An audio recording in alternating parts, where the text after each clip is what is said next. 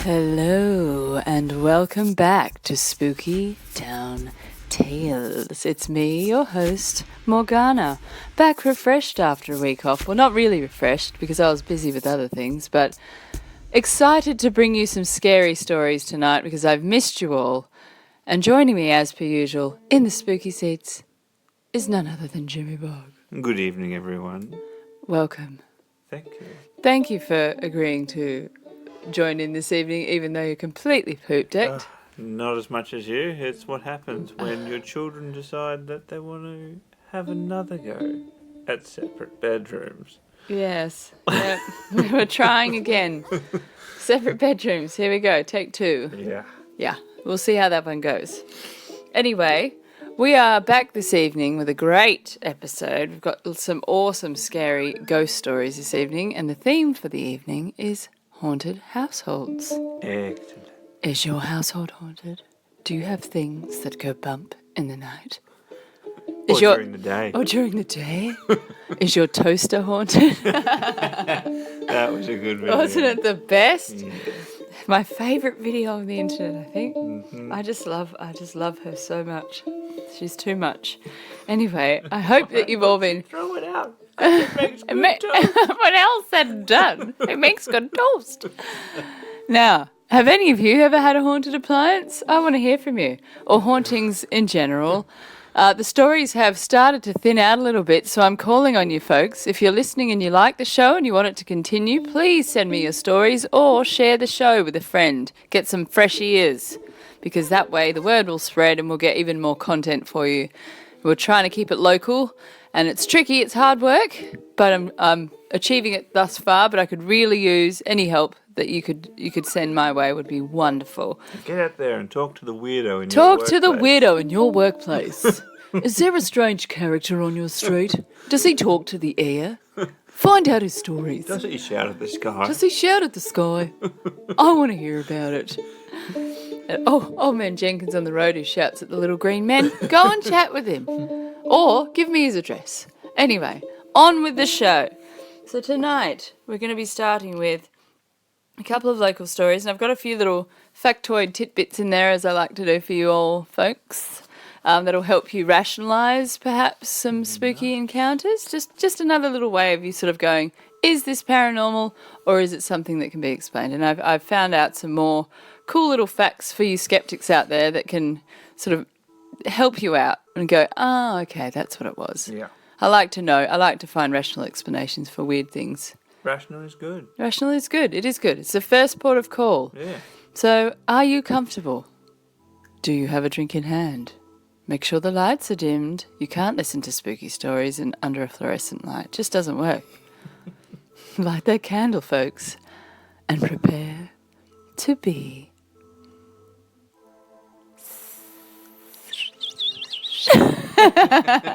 spooked.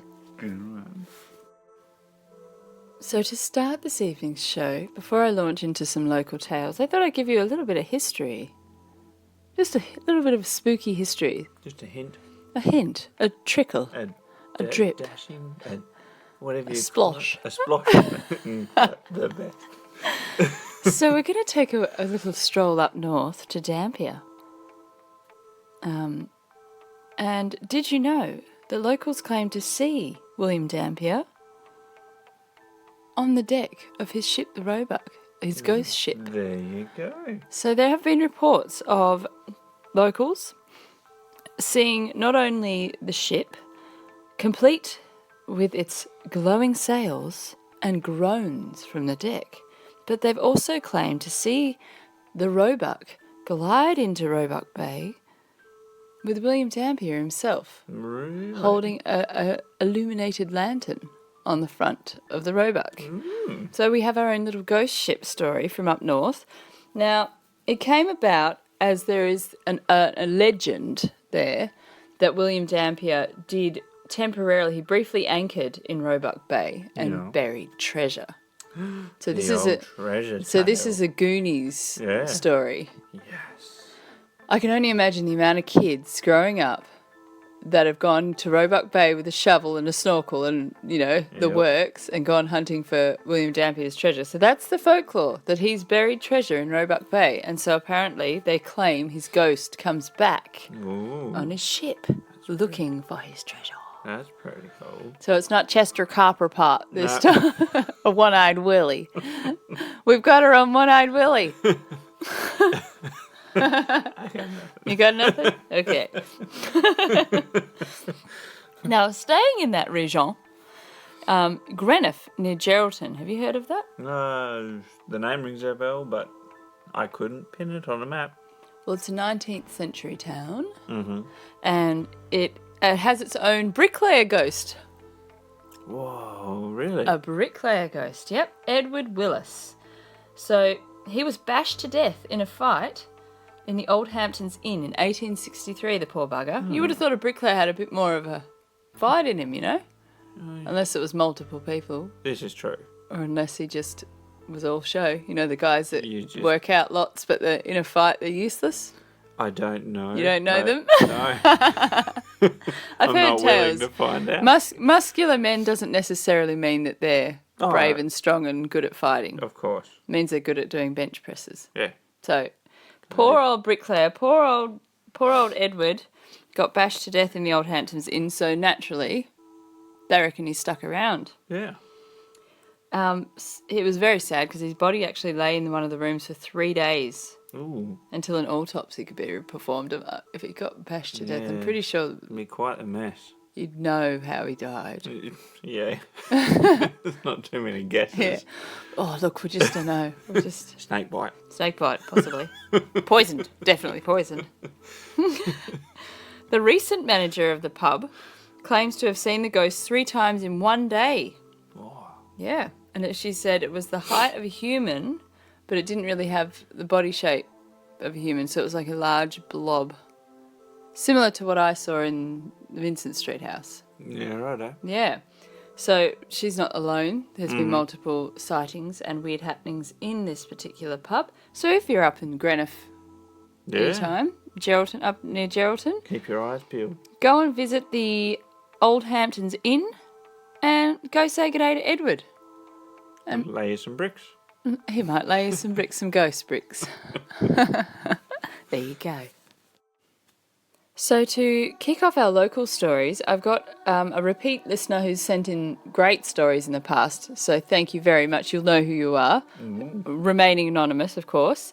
But a big thank you for your incredible feedback you've been giving throughout the last few months. It's been wonderful. So this is another awesome story. Now, this particular listener is from the Argyll, Donnybrook region. Okay. I believe she's quite in tune. So she's had a lot of experiences and through our communications has said that she's similar to what I get. Yeah. She picks up on a lot of stuff. Yeah, and honestly, I didn't see it as being such a legitimate thing when I was growing up or anything, but since living around you, you do notice that there is some people who they pick up on more. I reckon it's to do with using parts of your brain. Everyone uses different parts of their brain, and I think people like this listener and I, and many others, actually, there's another story tonight, very similar. We're going to touch on a bit of information about clairvoyance and clairaudience, so I've got some factoids in there for you about this sort of thing. Now, it's something that you just have. Yeah. And it's very difficult when you meet skeptics because you want to be skeptical too, but you can't quite explain why it is you know things about people that you shouldn't. Yeah, yeah. So this is the same kind of deal. So I'll read you her story. This is occurred when she was 17. This is a really cool story. I had just turned 17, and sadly, it was one of the very few weekends where I had nothing to do, as all of my friends had plans. So my mum invited me to her boyfriend's house for their yearly Star Trek night. I'm not into Star Trek, but it was either that or sit at home and wait for the weekend to be over, so I decided to go. When we got there, all my mum's boyfriend's family were there. They're all Maori. So there were around 15 people. As I walk in the front door, there is a little hall with 2 doorways on either side. One leads to the lounge and the kitchen, and the other to another hallway with the bedrooms, bathroom and toilet. As I walk into the house, we greet everyone, yet I look down the hallway to the bedroom and bathroom and I see an old man, about 70, white-skinned and balding. He smiled at me and waved hello, so I waved back and said hi. Then he walked from the doorway of the bathroom into the toilet. A few hours later, as everyone is getting into Star Trek, I start wondering whether I should have stayed home. I start looking around and realise the old man didn't come back from the toilet, so I asked my mum's boyfriend about where he was. He looked at me strangely and said, "Everyone that is over is already in the lounge with us." He then asked me to describe what he looked like, so I told him, to which he said, "Oh, that'll be the old owner of the house."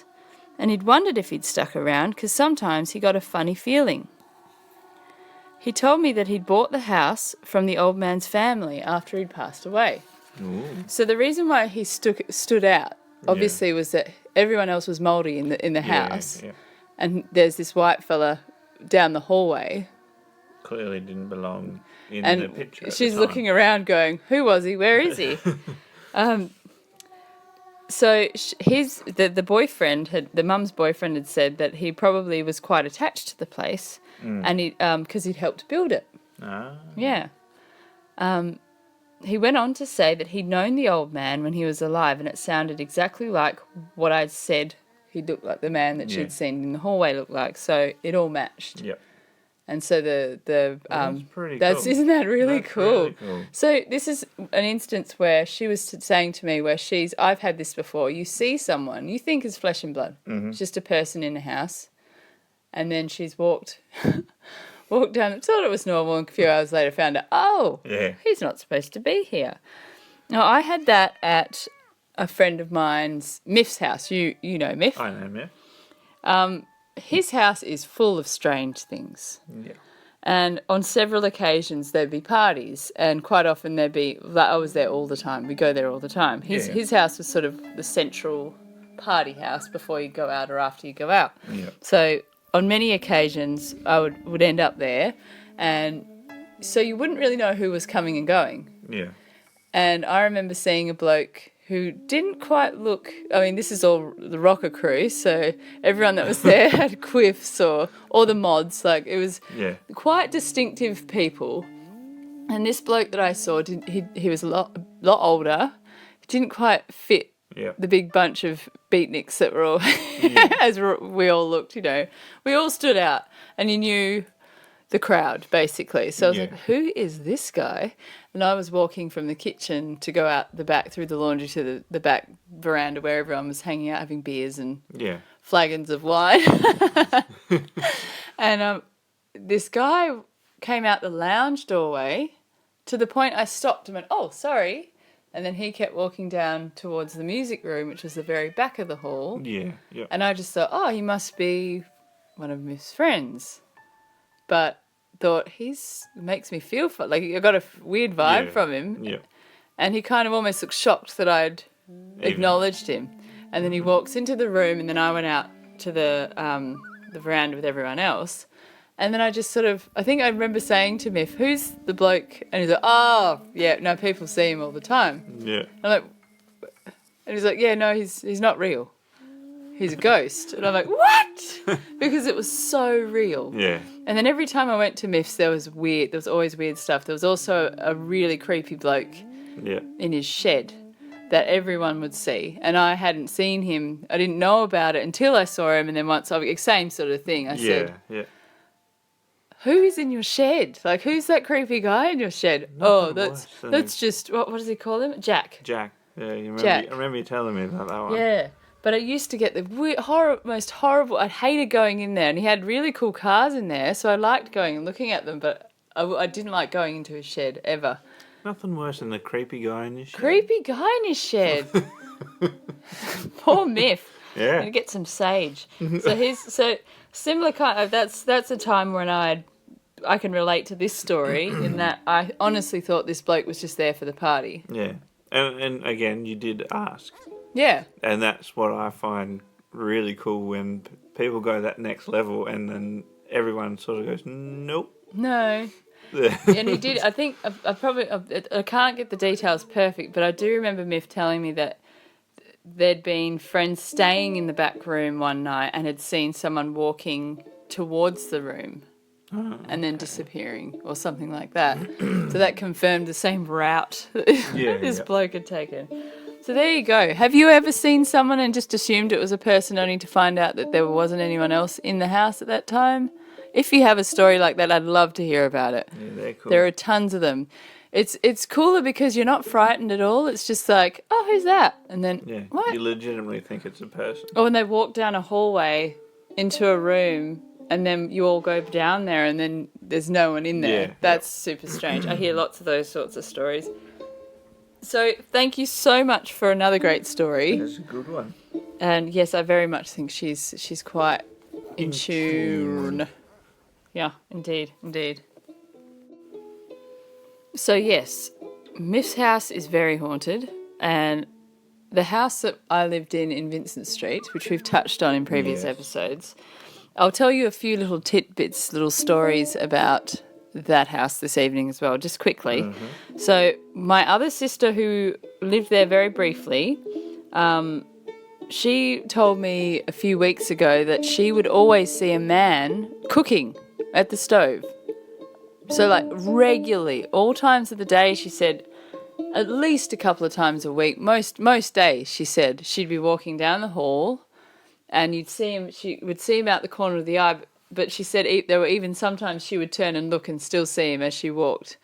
Wow, a man with his head like standing, like he was cooking at the stove. And this is the same house as the weird black blob that I saw.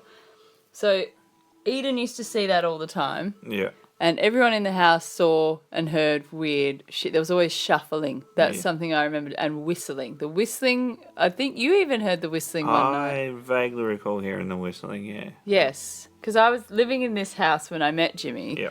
And there was one particular night, I think you did hear it and you were just, oh, it must be someone outside. And we were very new. Yeah. And I thought, I better not tell him what I think it is because I'll scare this beautiful man off. But there would be whistling that I would hear coming through the bathroom area, and then it would get quieter as it would go. Yeah. Like someone walking to the toilet. Yeah. But I mean, again, it's easy. Sound can carry. And brush offable for where it was. It was right in the middle of the city. Right in the city, right on a busy intersection. Yeah. There was a house down the back, and there was a driveway went around the back of our house. So admittedly, yes, it was the same tune, it was the same sound, but then it could have just been the same customer going to the drug house. Who knows? And walking at 3 in the morning. Best day ever, I'm going to get my cocaine. Oh yeah, here I go. Tiddly-bop-boo. Yep, probably. So there is a way of explaining those sorts of things. The man at the stove's a bit odd. Very. And the blob that I saw, so not the black blob that I saw. This is a different blob. So I was in the lounge room of this house with both of my sisters at this stage. And across from the doorway into the lounge was the kitchen doorway, but it was slightly off centre. Yeah. So you could see the edge of the doorway and then the wall of the rest of the hall. And it was daytime and I wasn't living there at the time. I was just visiting.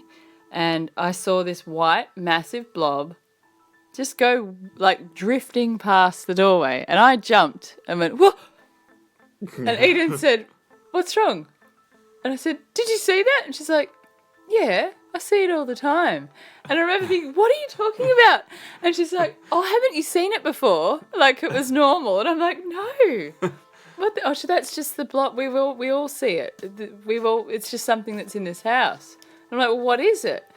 And so they're like, oh, well, I guess we think it's a ghost. And I'm like, what? And you're so nonchalant about it. And why has no one said anything? But having thought about it, Mm. I think it's to do with light shining off windscreens of cars because of the intersection. Because Loftus and Vincent Street, Yeah. the way the road would sit, Loftus goes downhill. True. And cars have to turn onto Loftus. True. And when I really thought about it, you've got those two windows of the lounge there. Yeah, it makes on either sense side. that it would appear and then go just past the doorway. That's true. Because it was sort of like a white, transparent, Yeah. Super bright. super bright. And I suppose would it have been at certain times of the day? Well, more this often? was daytime, so that's when I think about it. When I saw it, Yeah. and Eden said she saw it during the day when she was off work and things like that, I kind of went, Yeah. yeah, for me, I would put that one down to being light reflecting off turning cars. Yeah. Well, if your car's coming up the hill at a certain angle too, the windshield's going to reflect at a certain makes a angle. flash, And it's yeah. going to be the same angle pretty much every single car. Exactly. Yeah, so that's what I think that was. So there you go. See, we're not all about just going, oh my God, everything's spooky. I do try and find rational explanations for things. So that one, I'm pretty sure, was from the lights of the cars. Yeah. But there is a lot of weird stuff. But there's some in bloody that weird house stuff in you've- that house. You've told us. There's been some very creepy things occur in that house. So, on to the next story. This one is another local one. This is a very intense story. So this is from another Donnybrook resident. Wants to remain anonymous. So this actually occurred at a workplace of hers. Right. I started working at my workplace about 5 years ago now, on and off. I've always been open to sensing the paranormal. I can't see them or hear them, but I can sense them. I started working at this workplace regularly just over a year ago now, and that's when I really noticed some weird things going on. The first thing I noticed was hard not to notice. A lady was standing at the counter, when a book flew off the shelf behind her and landed next to her feet. She was shocked. I was shocked. She picked the book up, put it on the shelf, got her stuff done quick and got the hell out of there. The next week I worked there, I noticed I would get really cold all of a sudden. But when I moved from the spot I'd been in, I'd be back to normal. Gradually, the ghost took a liking to me. I don't know how, but I sensed she was about 13 or 15 years old and female. She would play with my hair while I sat down on break, which didn't really freak me out. I've witnessed a few things in my short time on this earth. Playing with hair is strange. It would be. I've had playing with hair after my uncle died. Yeah, I remember you saying that. It's more of a comforting kind of thing. Although many people might say that, Jesus Christ. Of course. I'd be one of those. Yeah. Months passed and we began major renovations on the old building. The building dates back about 100 years or so, but parts of it were added on back in the 70s. Anyway, this is when I knew our resident ghost wasn't happy. I'm what's known as an empath, which means I pick up on feelings of others around me, and it affects me. But I've never been this affected before. I was sitting in the office on break one day, and the builder was in the room next door banging away, knocking a wall down. I felt sick to my stomach. I felt so anxious, I thought I was going to have a panic attack. But I knew it wasn't me that was anxious, it was our ghost. It was such a surreal experience. I talked to her, telling her everything would be all right and that she was still welcome here. Things were changing for the better. I still felt sick, so I rang my partner, who is clairaudient, and what he told me was pretty sad. The builder had a radio on in the background and I could hear our ghost was affecting it. The volume of the radio was going up and down constantly. What my partner heard over the phone was her screaming at the top of her lungs. I started crying. The poor girl's world had been turned upside down. My partner talked me down and I started to calm down. I got off the phone, took some deep breaths to calm myself down. Once the builder had left later that afternoon, the anxiety I felt diminished a fair bit, but it was still there. After I locked up the shop, I went out the back to where the work was being done and talked to the ghost, telling her again everything would be all right and that she was still welcome here. I also mentioned if she wanted to move on, that was fine too, but no one was forcing her out. I kept talking to her until I felt her calm down. It's the closest I've ever been or ever seen to a spirit. In the weeks to come, the ghost started throwing things around behind the scenes and rattling things. I talked to her calmly and she calmed down. One day I was working there. My mum and partner came down, who are both usually able to sense spirits. I took them through the building and unusually, Mum felt nothing. My partner felt her in one of the old rooms and had a bad feeling about the manhole on the floor there. Then she disappeared. My partner and I both felt she didn't like him. I've noticed she doesn't like men, and I wonder if a man had anything to do with how she died. Since their visit, I've hardly felt her presence, and I wonder if they scared her off. Sometimes things will move on their own, and I'll hear noises, and I think it's her. But she hasn't played with my hair since, and that was quite a common thing for her to do. I really want to know her name and how she died. I've Googled and can't find a thing. If only the walls could speak. That is a cool story. That is really cool. Thank you so much for sharing that. It's a very personal story too, and I appreciate you sharing it. Now, there were a few terms mentioned in that story that those of you that aren't full bottle with the world of the paranormal and all that sort of thing, you may not know what they meant. So one of them was clairaudience. What is that? Clairaudience or clairaudient is someone who has the supposed faculty of perceiving as if by hearing what is audible, the psychic ability to receive intuitive information from your higher self. So you are able to interpret images through audio. Oh, okay. Or you can hear things that aren't there, so to speak. Fair enough. So hear spirits and... Yeah. So some people can hear them, some people can see them, some people can smell them, some people can sense them. There's all different ways. Some people can do all of it. Yeah, yep. Whereas the listener appears to be a clairsentient, which has the ability to feel the present, past and future, physical and emotional states of others without the use of the normal five senses. So she's able to pick up on things that this energy is feeling. Yeah, yep. For those that believe this is a case of a haunting. I think given the fact that objects are moving, that for me, because I always look for the rational thought, I think a lot of the other things that were going on could be rationalised by being affected by the strange happenings. Yeah. But at the same time, not to discredit the story at all, but if you're experiencing strange things in a place, it is very easy to find yourself being affected emotionally by it. Oh, absolutely, yeah. Yep. But in this case, because I know this person and I know that she's very in tune, I would say that there probably is something. There is something there. Yep. But along the lines of just for those skeptics out there, I've done a bit of research into electromagnetic fields because this workplace, when the worst thing happened, or when she was overwhelmed in this story, there was a builder using electrical equipment, using building equipment, making a lot of noise in the other room. Electromagnetic fields have the ability to affect us in so many physical ways, and because it's something you can't see, we have no idea. We just assume it could very easily be mistaken by paranormal things. This sudden urge, this sudden feelings of discomfort, loss of appetite, restlessness and anxiety. It can come over you in a wave.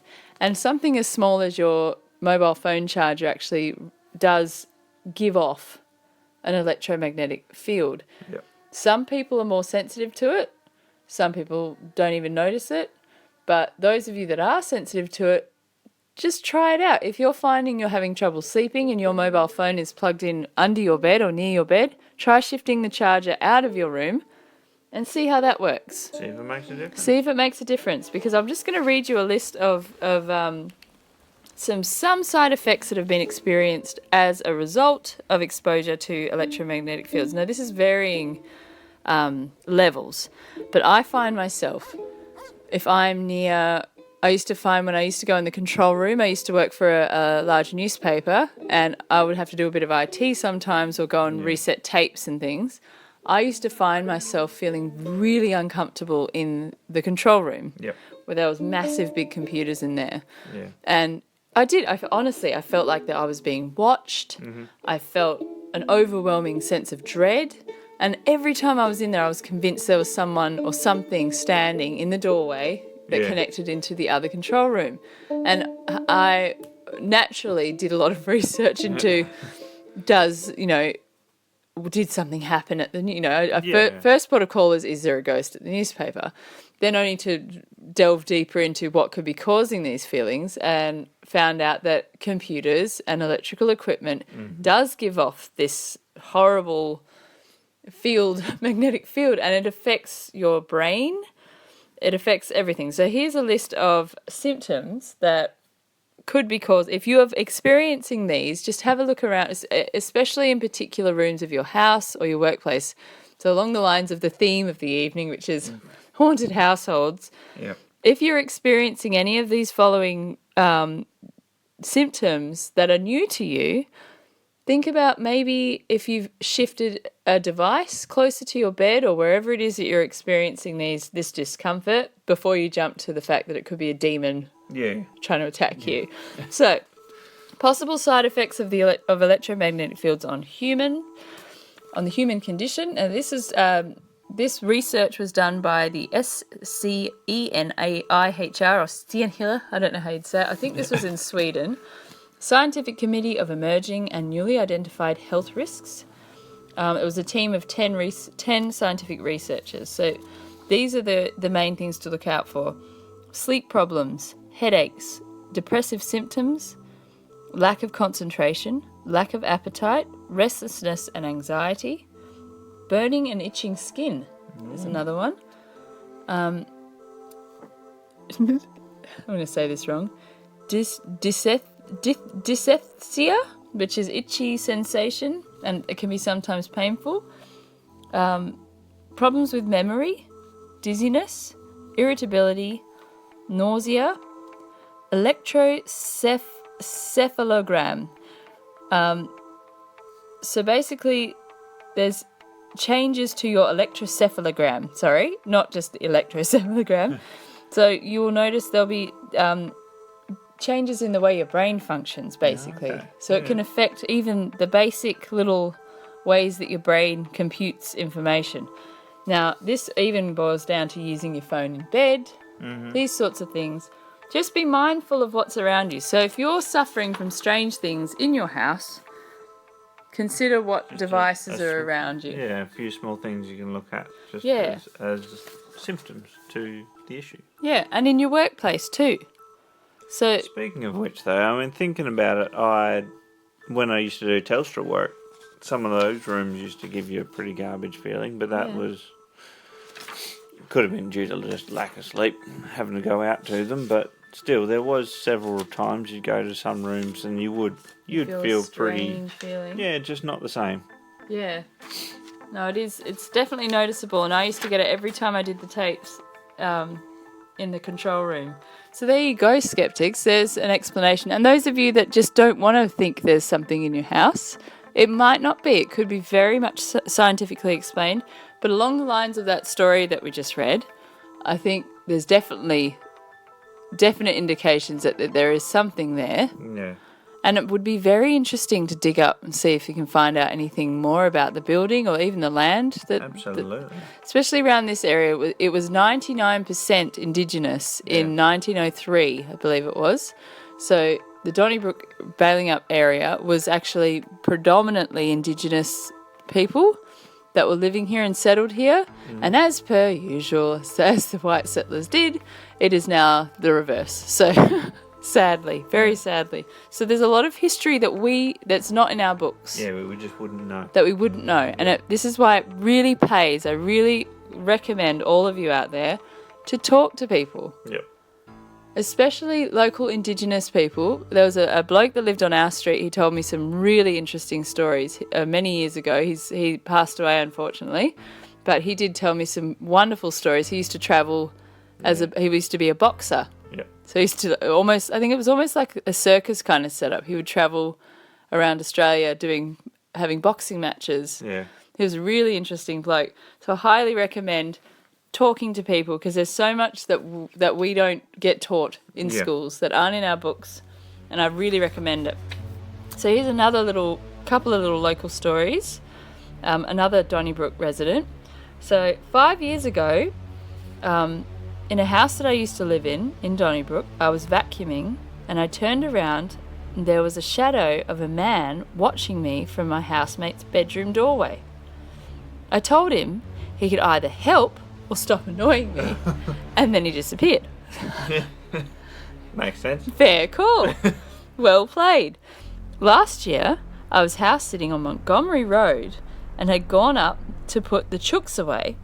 I turned back to the house and saw a shadow of a person at the back sliding door. When I got back up to the house, it was gone. About 3 hours later, whilst in bed, I felt a presence on the bed. I told them they needed to go away because I really needed sleep. I've house-sitted... She's got her head screwed on. Yeah. I've house-sitted there about 3 times, as recent as a few weeks ago, but the last time I didn't experience anything. I don't think I have much patience for them. Fair call. So the reason she's like this is she did have another experience. So after having an experience in Perth, when she had felt a presence push her down the stairs, a friend had told her to tell them to go away, and that seems to have worked. So ever since she had that happen, she's just like, piss off. She's got that attitude. If they're being that dangerous. Total jerks. Yeah. So obviously it's working for you, and keep doing it. Yeah. Just tell them to get nicked. Now, I do remember my mum, when I would have things, would tell me just to tell them to go away. Yeah. And I do believe there's power in that. Yeah. Just establishing that this is my house, you bugger off. Yeah. Because, I mean, especially if it's something that the world... You can't call the cops on them. They're invincible, practically. They're like, I can do what I want. So, yeah, thank you for those stories. And I'll be checking in with this listener. I'm going to go visit soon, because she's got a whole ton of stories. Excellent. So I'm a bit excited about hearing about those. So thank you. Now, in my research, I've been looking up haunted places of Western Australia. No way. So weird. What's happened to you, Margaret? You've changed. You've changed. What's going on with you? You're not the same woman I married. So I was doing some research on eunorcia. Oh. Which tickles my fancy because I've always been somewhat fascinated with religious artefacts. Hence, we have Marys all over the house. And people come over and go, are you religious? And I'm like, well, not exactly. I just think Mary's pretty fascinating. I love religious art. Yeah. And it's interesting. I love the religious candles with Jesus and stuff on them. I love them. I've always been fascinated. I think it stems from my sister collecting religious candles when I was younger and thinking they were the coolest things ever. And she wasn't religious either, she was a punk rocker. But this is what but at the same time I think I'm just fascinated by the spiritual the belief in things that haven't been proven. It's fair enough. Yeah, it's interesting. So eunorcia, which is just so weird just in itself. It's like an old monastery set in the middle of the bush. Weirdest place, the most magnificent Spanish-style building. Yeah, my mum used to work up in eunorcia, and we used to have to go up there for school holidays. Yeah. Yep. It's just odd. It's in the middle of absolutely nowhere. Yeah. And middle of butt-fuck nowhere. Yeah, that's the place. Yeah, but it's the most ornate. Yeah, it's really pretty. It's really pretty, but it doesn't fit. Not even close. It's super weird. So, a little bit of history of eunorcia. They've had a few little miracles occur. So the first was in 1847. There was a raging scrub fire broke out and it threatened the monastery and their corn crop, which I'm amazed they got a corn crop growing out there. That's pretty good. They'd all begun to lose hope because it was just, there's nothing they could do. It was getting closer and closer. So they decided to place the image of the Virgin Mary in front of the crop where the fire was coming towards. Fair enough. And as if by divine providence, the fire turned and went the other way. Well, there you go. So the monks believe that this picture, which is still there, you can still go and see it, Yep. was the reason the fire turned. Whereas my logical mind is the wind must have just changed and it was just That's coincidental. what logic says, But at the same time, I kind of think, Who well, knows? imagine maybe she did come down and help out. You just don't know. And there was another instance at New Norcia in 1951 where several priests, 8 nuns, and over 50 high school students from St. Gertrude's witnessed a mysterious phenomenon which is still yet to be fully explained.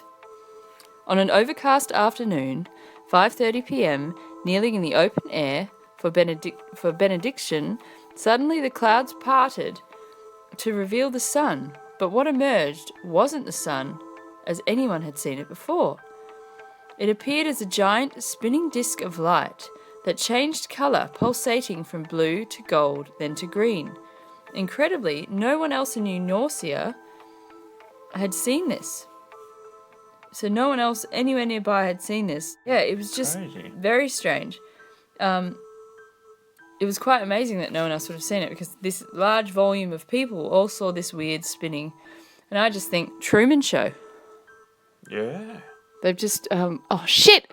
It's supposed to be the sun coming through the clouds. You've got the wrong colour on. Phil, for fuck's sake, you're Red, fired. green, blue, red. Oh no, wrong colour. Truman Show, guys. We're in the Truman Show. So yeah, that's pretty weird. That's an odd one. Unless it was a mass hallucination.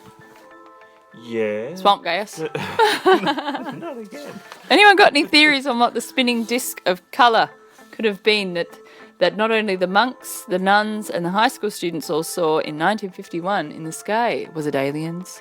Was it Who knows? Was it someone stuffing up the sun settings for the TV show? Was it a miracle? Was it God? Who knows? Who knows? But anyway, more weird stuff. This is why we're going. I've told Jimmy that we're going to go with the girls and have a night at the haunted New Norcia Hotel, which should be fun. Sounds like a great holiday. Go Great holiday. Can't sleep. But much to the annoyance of the current band of monks that reside there, including head honcho Christopher Power. What a name. That's pretty good. Christopher Power. New Norcia is home to a number of ghosts.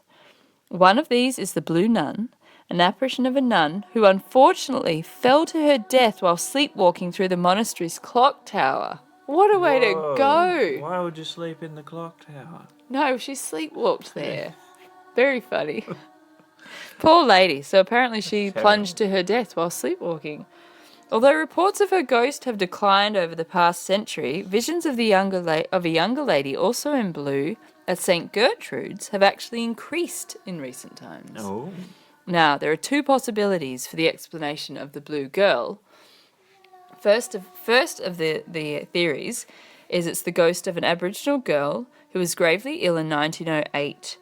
She had asked to be dressed in her first communion dress so that the angels could take her away. Later that day, while the bells of the chapel were ringing, the sick girl passed away, and an attendant reported that the moment her spirit departed, a distinct blue aura encircled her body. Isn't that sad? That is sad. Poor little girl. So that the theory is, given the history of this report of this person who was there when she died, that this blue light had encircled her body when she passed away, they believe that the blue girl that people are seeing at St. Gertrude's is this little girl. Yep. But there was also another theory of another little girl that died on the property. Sounds like a dangerous place. Maybe we shouldn't take the girls to New Norcia. Jesus. Another theory was another little sick girl who was a white girl that was a student. She fell down the stairs to her death.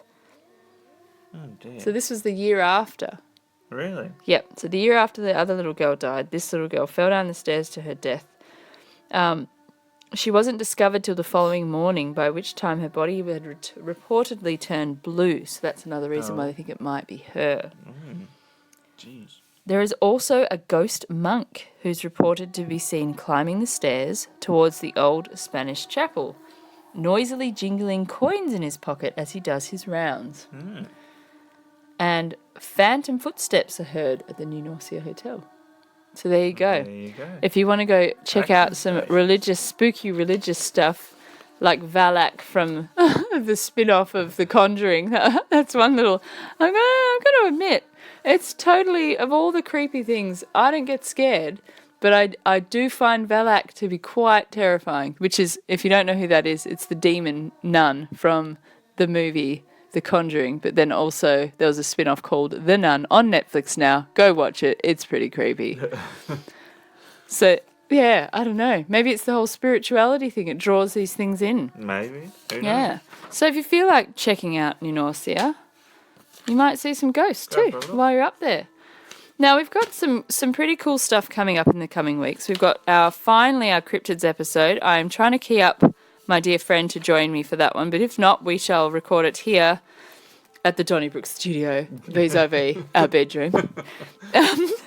I'll try and get her on board, see if I can get a free weekend. We've also got just some basic monsters and horror stories coming up in the coming weeks, and plenty of ghost stories as well. But I would love to hear your stories. Absolutely. Because I love to keep it local. I really do. So if you've heard any tales, any creepy things... It's always more exciting when someone else tells you their story. It's so much more exciting. Way better. Yeah, totally. And we've got a really cool one that Jimmy's trying to get the last details of. That's similar to what we're talking about this evening with New Norcia. There's sort of a little bit of a biblical kind of angel link with that one. It's a bit odd, that one. Very odd. Hopefully this week I'll be able to pin him down and Yeah, fingers crossed. see what happens. Get to work, Jimmy. Oh, I've got to. Whip crack. But thanks again for joining us this evening. Thank you for coming back after our week off, our hiatus. Yes. And we will be back every Friday until, obviously, the stories dry up and we... So keep sending them in. Keep sending them in. I have got some leads, which I'm going to be chasing up over the next few weeks for some awesome stories for you all. So be sure to check back every Friday night, either on the Southwest or Southern Paranormal page, I should say, or on Podbean or YouTube. You know where to find us. So please send your stories through. Thanks again for listening. This is Morgan. And Jimmy. Saying goodbye, good night, and stay spooky. Bye.